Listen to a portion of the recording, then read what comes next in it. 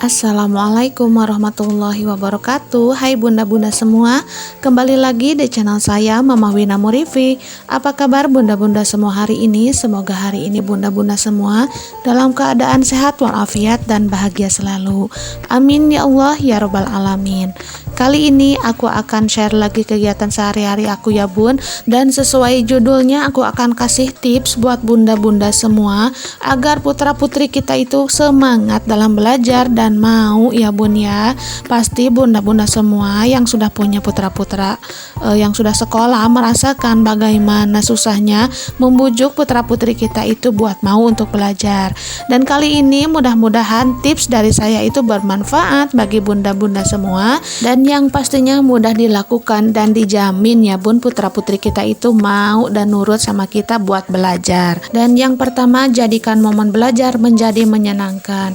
Nah bunda-bunda, kebanyakan kita sebagai orang tua itu menyuruh putra-putri kita itu belajar dengan secara galak ya bun ya, tapi ada juga yang enggak. Tapi supaya mau, bisa juga kita itu mengajak putra-putri kita itu sambil bermain, tapi kita juga sambil belajar ya bun, jadi putra-putri kita itu enggak jenuh. Dan yang kedua, minta anak untuk bertanya lebih aktif dalam belajar.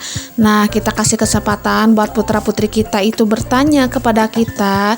Jadi mereka itu leluasa mengungkapkan perasaan, rasa penasarannya, rasa penasaran mereka yang sedang dipelajari. Yang ketiga, jangan pelit pujian. Nah bun, kebanyakan kan putra-putri kita itu sehabis pulang sekolah bercerita tentang keadaan dan pelajaran yang mereka alami di sekolah. Kalaupun ada nilai yang rendah ataupun tulisan yang jelek atau sedikit kenakalan, kita itu beri semangat ya bunda, jangan sampai mendikte bahwa mereka itu jelek dan buruk. Apalagi kalau mereka itu ngasih ke kita, ngasih lihat tentang nilai dan hasil tulisan mereka ya bun, kita banyak puji-puji mereka, karena dengan pujian mereka itu bisa tersenyum dan bahagia dan kelihatannya itu makin semangat. Ini pengalaman saya sendiri ya bun.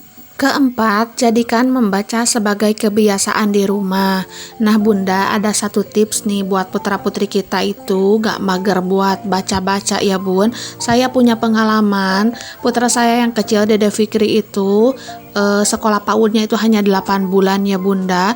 Jadi dia itu baru masuk dan baru belajar bermain saja. Dikarenakan ada wabah COVID-19, jadi daring ya bun belajarnya di rumah. Dan dia pun mau masuk sekolah SD, jadi saya hanya punya waktu untuk beberapa bulan ya bun. Dan pas masuk itu saya puyeng banget bagaimana caranya buat Dede Fikri itu bisa membaca.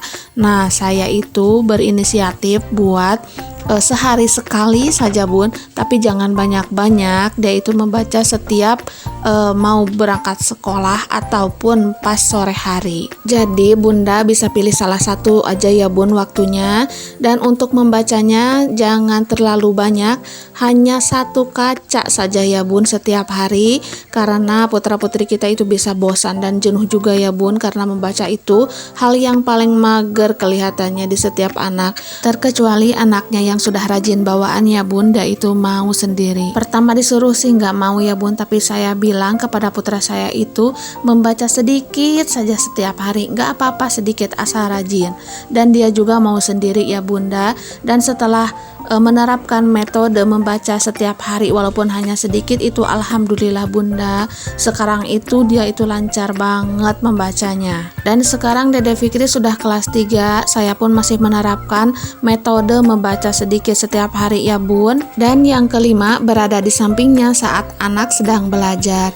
Nah bunda-bunda, apabila putra-putri kita itu sedang belajar, jangan ditinggal sendiri ya bunda. Kasihan juga, selain dia itu susah untuk menanyakan sesuatu hal yang tidak dimengerti, putra-putri kita itu juga jenuh kalau sendirian ya bun.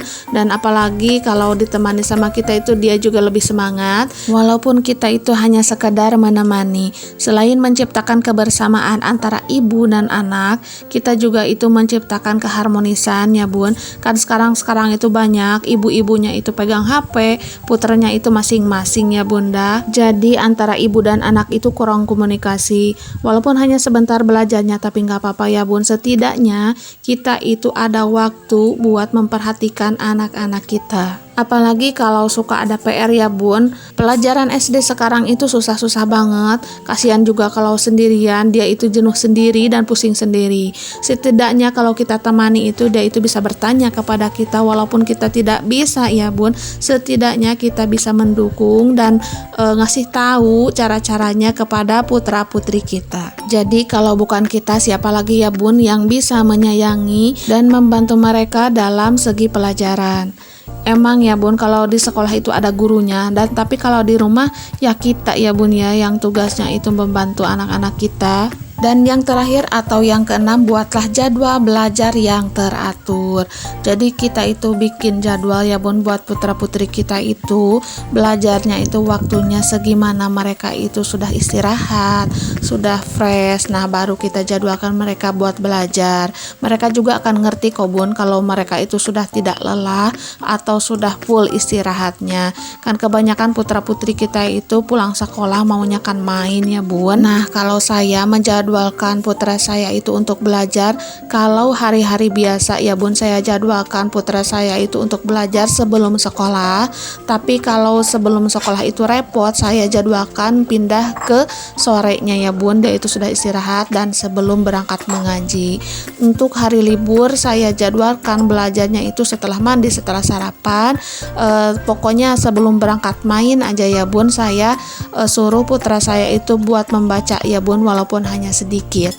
Dan itu alhamdulillah saya terapkan sampai saat ini, dan putra-putri saya itu benar-benar ya bun alhamdulillah hasilnya sudah terlihat. Di sini bukan berarti memaksa putra-putri kita itu untuk belajar ya bun, tapi kita itu mendisiplinkan putra-putri kita itu untuk belajar, karena apapun untuk mereka juga ya bunda. Selain kita siapa lagi ya bun untuk memperhatikan putra-putri kita. Kasihan ya bun kalau kita biarkan saja putra-putri kita itu semaunya tanpa kita bimbing dengan baik. Nah itulah 6 tips mudah yang bisa dipraktekkan bunda-bunda di rumah, semoga bermanfaat. Akhir kata dari saya, wassalamualaikum warahmatullahi wabarakatuh. Saya mau lanjut sarapan dulu ya bunda, sampai jumpa di video selanjutnya.